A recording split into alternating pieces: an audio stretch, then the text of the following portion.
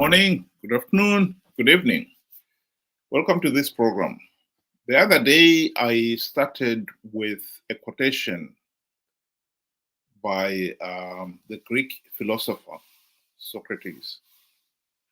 I've just reproduced the quotation, but this time it was repeated by Helena Roosevelt.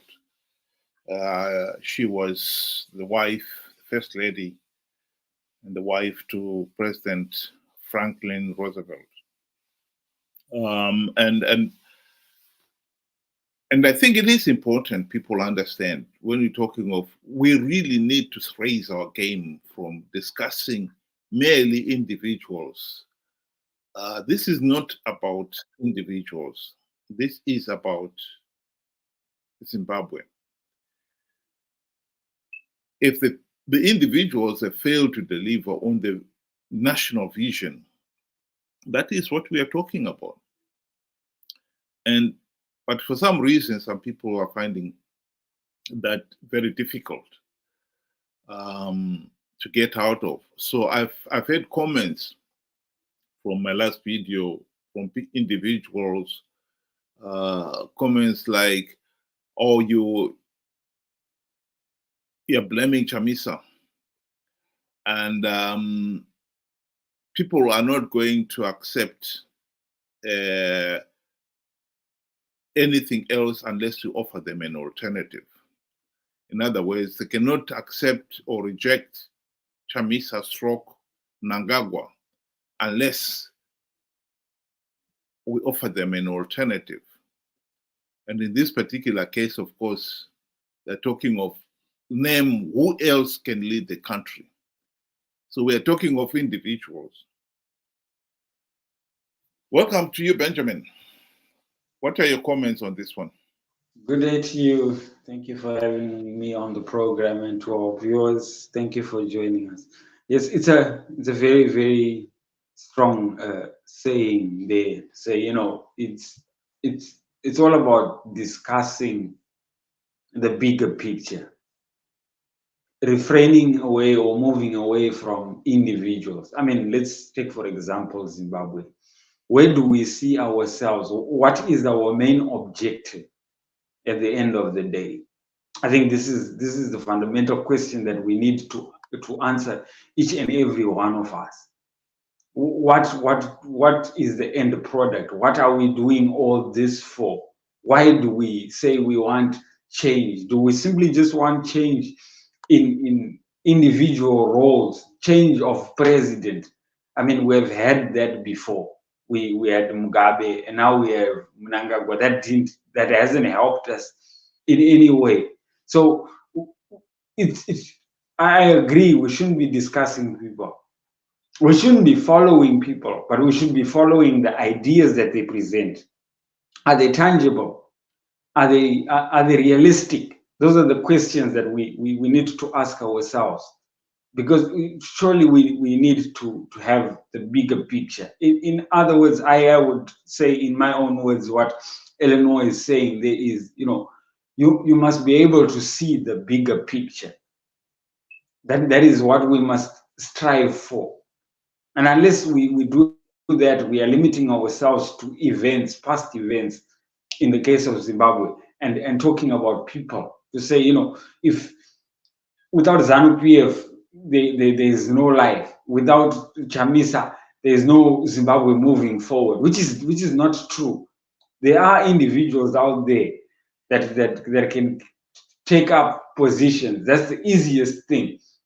But our hardest thing is, accepting that, we have been making a big mistake all these years, and we need to look at the bigger picture, to find the alternatives. But then the alternatives that we are trying to find, I think we are just running away from the alternative that is there, and that is the right thing to do, just because it does not suit us, or the individuals that we are following have not said so. So I think that that's a very powerful statement, and we need to start working towards fitting ourselves into that statement. What I wanted to focus on particularly is this point that, oh, we cannot reject Chamisa unless we've got the alternative. You do not reject Chamisa because you do not have an alternative. You reject him because he has failed to deliver on what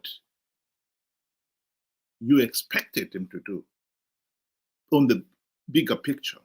So it's a question of understanding what is it exactly, in the case of the opposition, what is it exactly the nation expects the opposition to do? And in this particular case, it's very clear. The opposition, as people have been risking lives, livelihoods, limbs, to elect the opposition for the primary purpose that they should implement the democratic reforms to stop Zanu PF rigging the elections.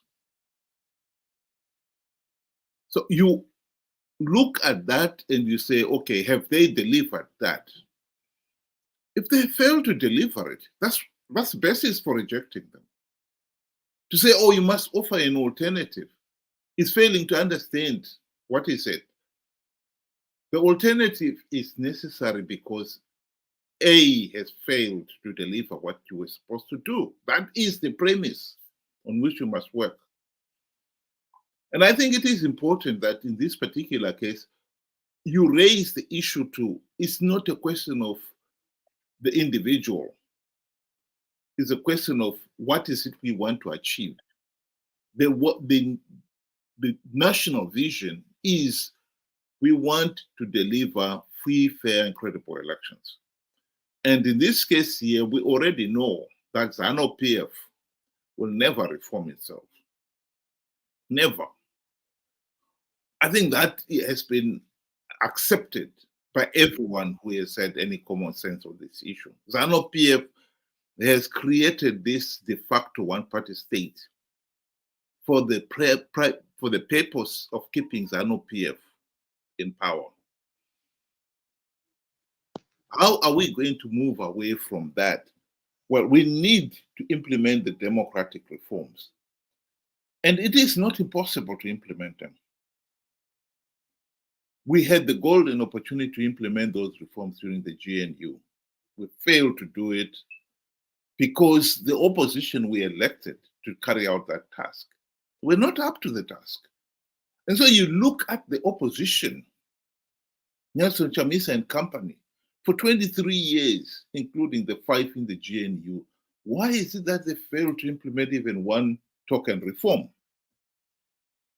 Worse still, why have they been participating in an election process that is so flawed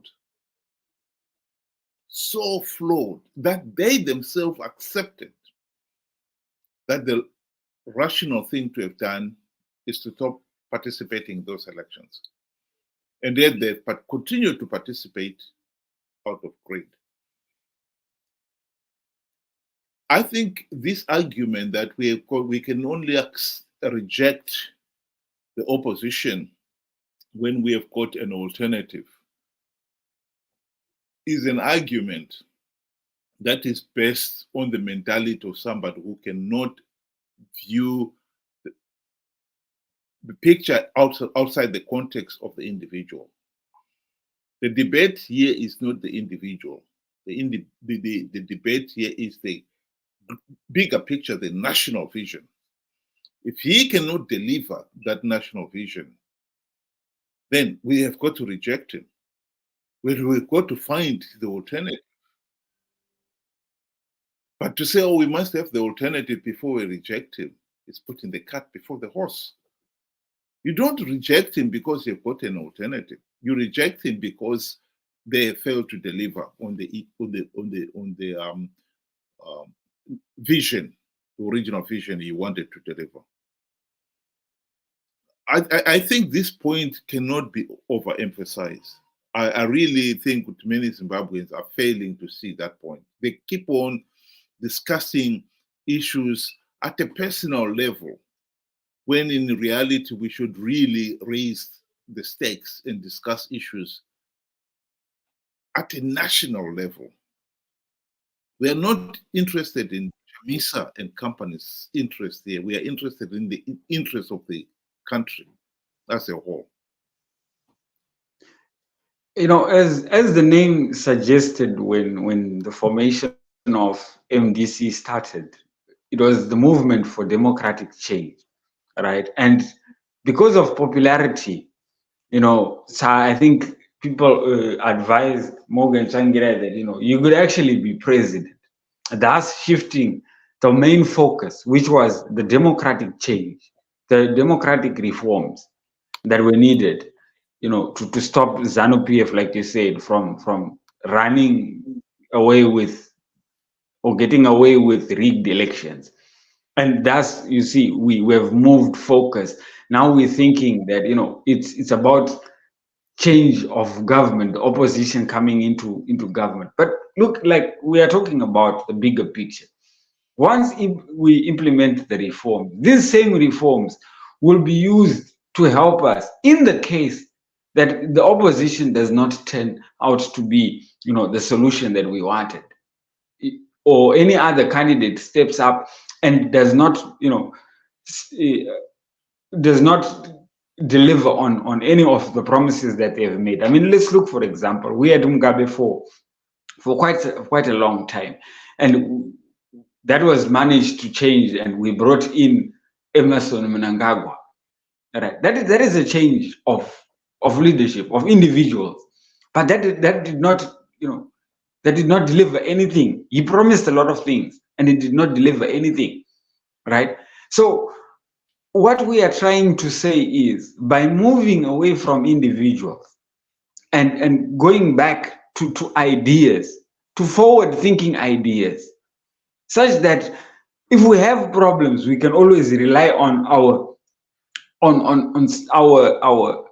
our reforms that are in place, to get us out of a mess, or to reject certain individuals to come out, and to stop all this all rigging of elections, and to say that there is no alternative. I think it's just an excuse. There are alternatives. And first of all, we did not even do justice to the one that was the first, that was the initial, that was the fundamental goal in the first place for the formation of this movement called MDC, which was for democratic change, not presidential change, not parliamentary change. So I think it's not that we are missing, but we have since changed focus. We are so excited about the prosperity, the prospects of having a new government led by the opposition. And thus we find ourselves year in and year out participating in these rigged elections, only to cry the following day.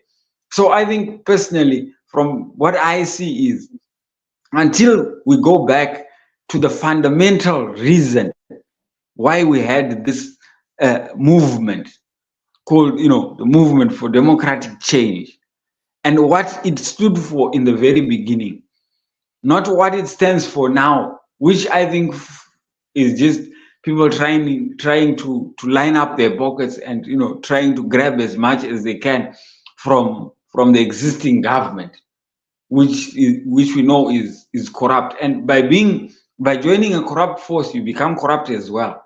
So I think we need to stop this whole nonsense of saying, of giving excuses to say that we do not have an alternative. We are not looking at an alternative of leadership. We are looking for the change, like you said, on a national level, change on a national level, which will benefit everybody. This is a statue of Helena Roosevelt. It looks like it's outside the UN, supposedly in New York. I think the reason why she was so honored, was that she was in the US delegations that drafted the UN Charter sorry, the UN Universal Declaration of Human Rights. I'm not sure about the charter. Maybe she was involved with that as well, but she was heavily involved with that one. And that was one of the reasons they honored her. I've just got one comment here from somebody saying that Chamisa is now irrelevant. Why do we continue to talk of dead wood? Well, we have got a problem here. And this is again comes back to the very issue I was talking about here. The dead wood you're talking about last year managed to con people into participating in flawed elections, which only ended up giving Zanu PF legitimacy. And counting the number of people who participated and voted for Chamisa alone, it's nearly 2 million. So we have got a lot of people there who believe in the dead wood. And that is the reason why we are stuck as a nation. We cannot deny that we have got an electorate that is, to put it mildly, ignorant, naive, and very gullible. Whether we like to admit it or not, and some people don't even appreciate the distinction, the truth of the matter is we still have got a lot of our electorate who really cannot raise the game to discuss substance. They're still stuck on form, appearances, personalities, and hence the reason why our democracy has been a complete and utter failure. Whether people like to admit it or not, by participating in last year's elections, for instance, in their big numbers, they gave Zanu PF legitimacy, and thus perpetuating the dictatorship. That is the reality that we've got to deal with. We have given the vote to people who really, on the whole, do not understand. But when you're voting for what is in the national interest and not what is in the individual interest. And to raise that mentality, that appreciation, is our biggest challenge. And as long as we have got people who are ignorant, naive, and gullible, the politicians will exploit them. There's no doubt that Chamisa took full advantage of people's ignorance when he was telling them Triple C is going to win big because I've plugged all the vote rigging loopholes. Everybody knew that he had not plugged any vote rigging loopholes. Or anybody who had any common sense should have known that. How can you say that when you haven't even managed to secure a verified voters roll? And in the end, he did not even deploy election agencies at all the polling stations. Something as basic as that.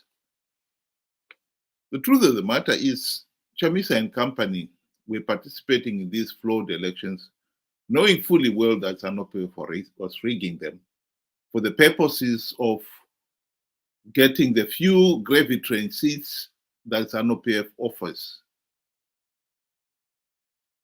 to the opposition. And it is that same reason why MDC leaders failed to implement even one meaningful democratic reform. That is the problem we have in Zimbabwe. And I think we have got to address it. We cannot run away from it. We cannot pretend that the opposition, as MDC Triple C, have delivered on the national objective, i.e., implement reform to stop Zanu PF rigging the elections. They have failed to do so, and that is the reason why we should reject them. To say we've got to come up with an alternative before we can reject them is to fail to see the importance, and I repeat, the importance of keeping our eyes on the national, on the bigger picture. With that, thank you very much again, Benjamin, for coming tonight. And I think I'd like you to give in your closing remarks.